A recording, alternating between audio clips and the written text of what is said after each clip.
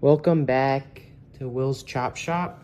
This is the second video. This is just me recording a voiceover because I forgot to do an intro. We're working on an 86 Mustang. The motor was shaking a lot, and I think I explained it better in this next clip. So welcome back. Thanks for joining us, and enjoy the video. We believe it was something to do with spark. So we had gone in, pulled plugs, pulled wires. I cleaned up the rotor and the cap, and we just kind of did that. Threw some dielectric grease on everything. And this is just a video kind of documenting that process. Not the right way or the wrong way to do it. It's just the way I do it. I never will claim to be the best mechanic. I'm subpar at best, but this is how we do it. It's just me and my buddy working on an 86 Mustang. It's a GT with a 5-liter. And yeah, enjoy the video.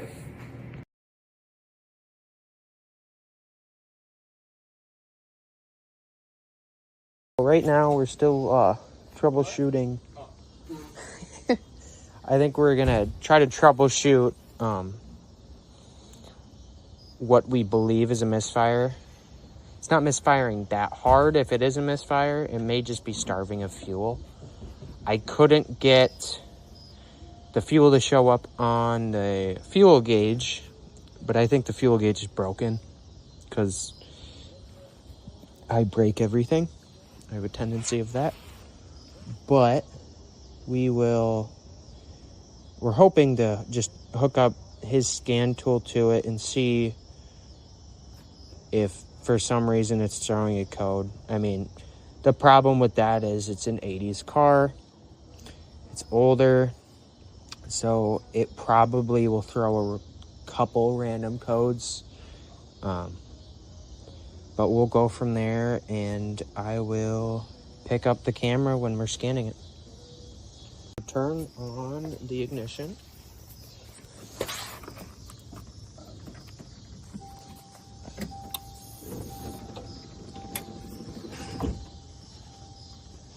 Damn, you got power windows? Oh yeah. Fancy.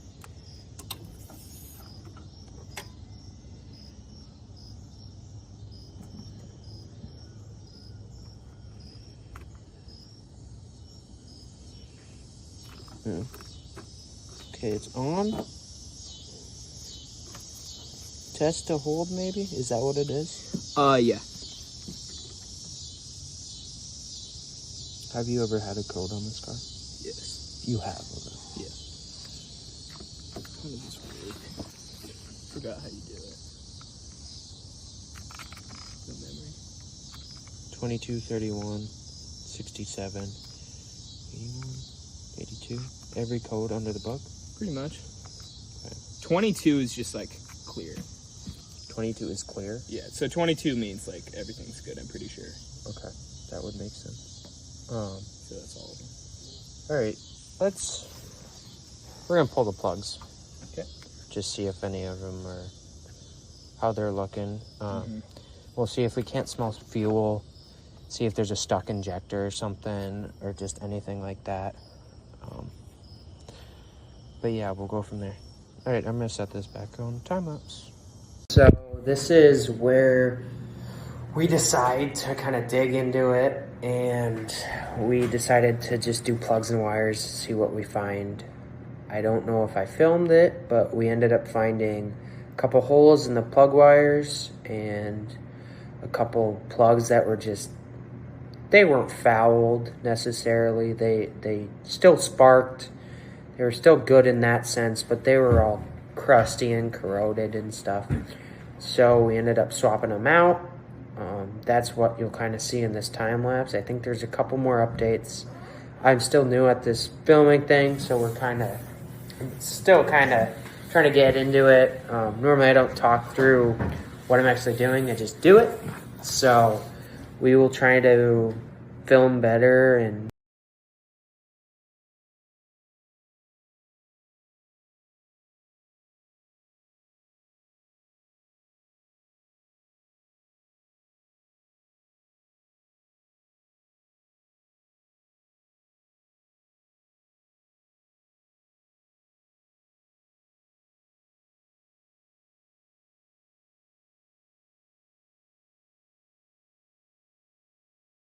photographer? Sure. You don't want a video in here. At my screen. Oh. We'll go right. One side. Okay. So that's the top of the piston there. Oh, that's pretty sweet. Maybe.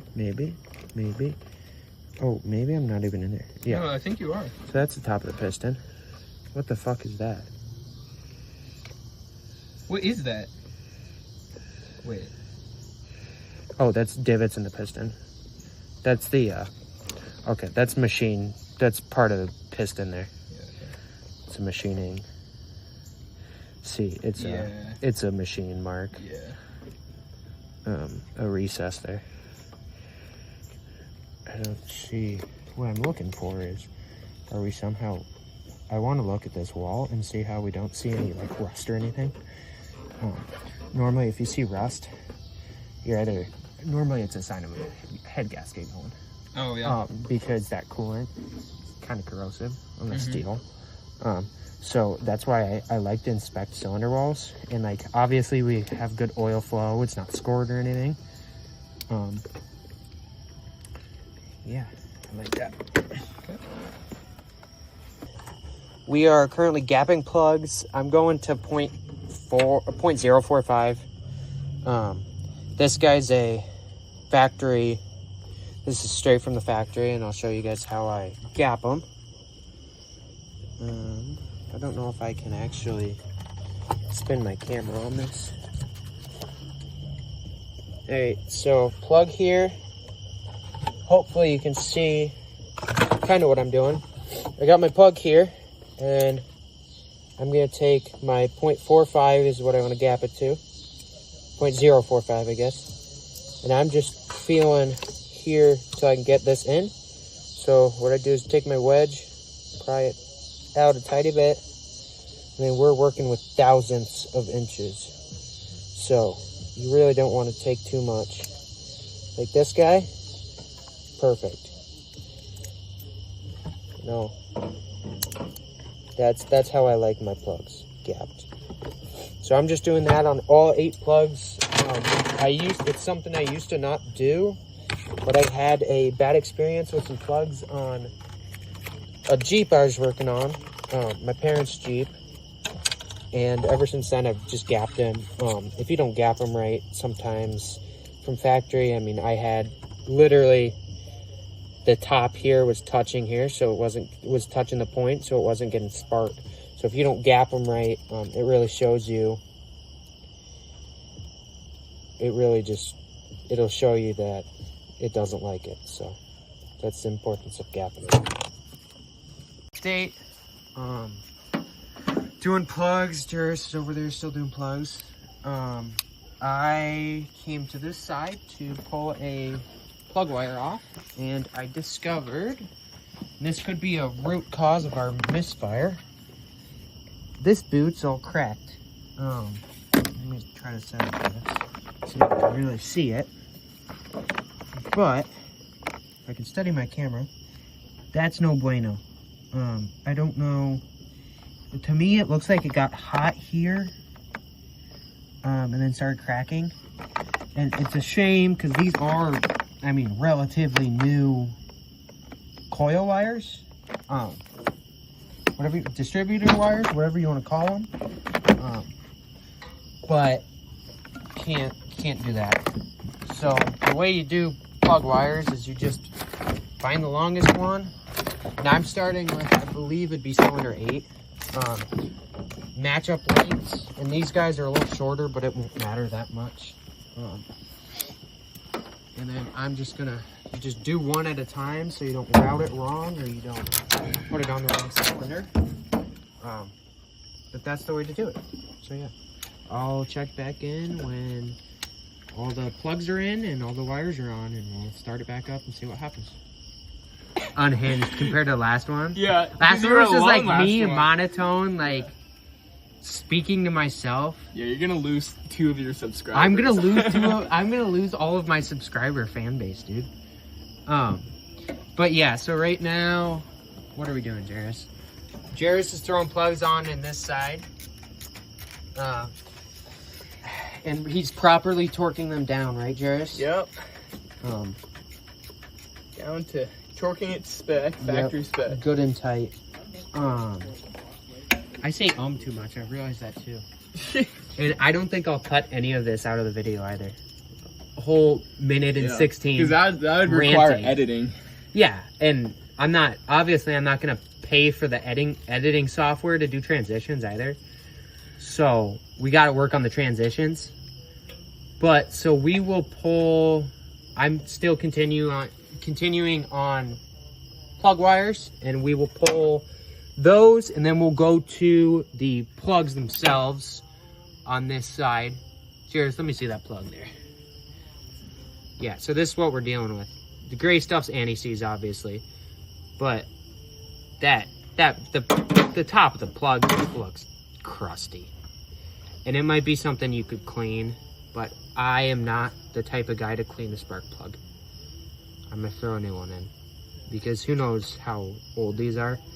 If they're rusty and it's the porcelain's discolored already, you may as well throw a new plug in, just because who knows how old they are. How many miles are on this?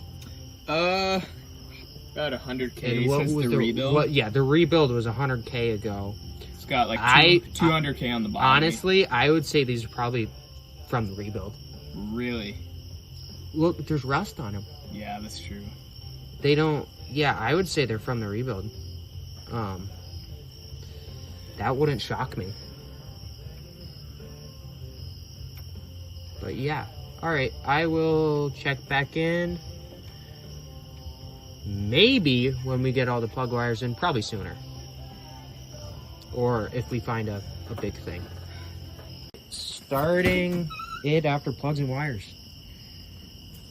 See if she, what it does.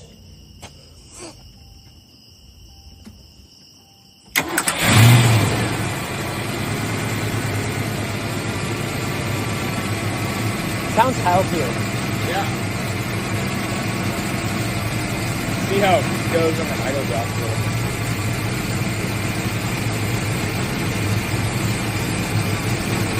What's your idle at in the cabin?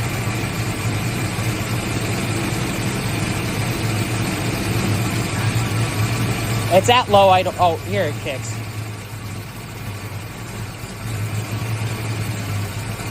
No. It helped it a little, but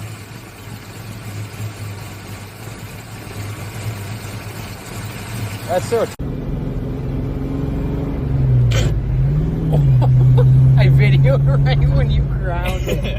Hey guys, this is Jairus. This is the end of the video. This is my 1986 Mustang named Goose, and we just did new plugs and wires. So catch us next time on the next video.